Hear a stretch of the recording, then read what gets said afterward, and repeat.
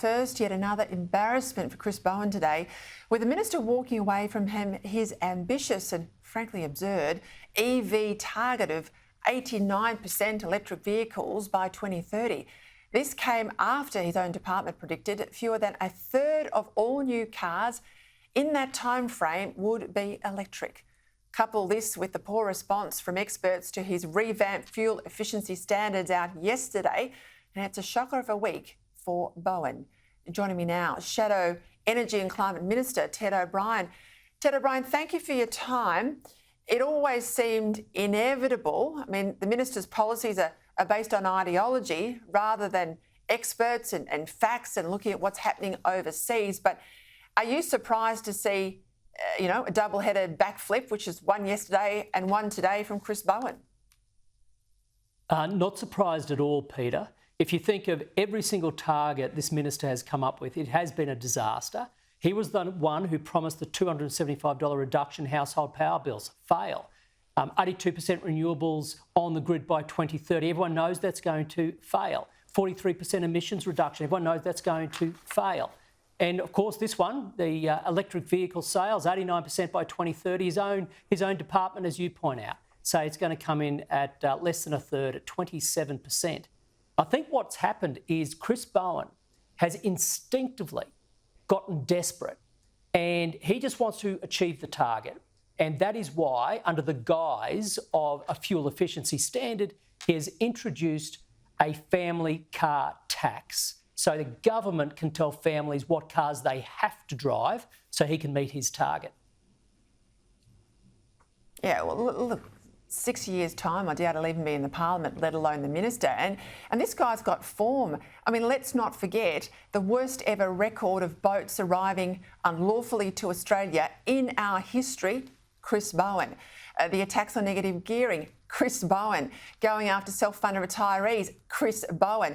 I mean, how he's even got a job is beyond me. And then yesterday, Ted O'Brien, we had that shocking performance in the parliament where you've got Richard Marles, the Defence Minister, talking about almost $5 billion Australian taxpayers will spend in the UK building basically a nuclear reactor to go inside a submarine, followed up by that clown Bowen saying, oh, we don't like nuclear, it's too expensive, we can't use it, and Australians have moved on. Now, if it's okay in sea, nuclear power, why can't we have nuclear power on land? Yeah, precisely, Peter. So here's what we saw in the parliament this week. We had the Defence Minister saying that nuclear reactors are safe. The Energy Minister saying nuclear reactors are unsafe. The Defence Minister saying that Australia will be able to manage the waste and spent fuel from nuclear reactors. The Energy Minister saying Australia will not be able to manage waste from nuclear reactors. You've got the Defence Minister saying Australia has the capability of managing this technology. The Energy Minister saying Australia has no capability to manage this technology.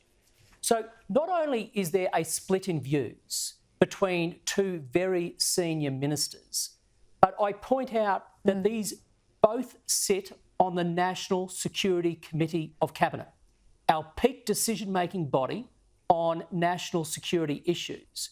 What message is Chris Bowen sending our AUKUS partners in saying Australia has no idea how to manage nuclear technology? What message is he sending to younger Australians who want to embrace next-generation technologies, saying that, well, 30 other countries can do this already, another 50 are lining up to do it, but Australia, you can't do it. You don't have the capability. It's a wrong message for allies. It's a wrong message for the next generation of young Australians. Keep it up, Ted O'Brien. I can feel the tides turning. You're absolutely at the beachhead there, and I hadn't thought about the impact with our AUKUS partners, but you're absolutely spot on. Have a good Easter. Thanks for joining me tonight.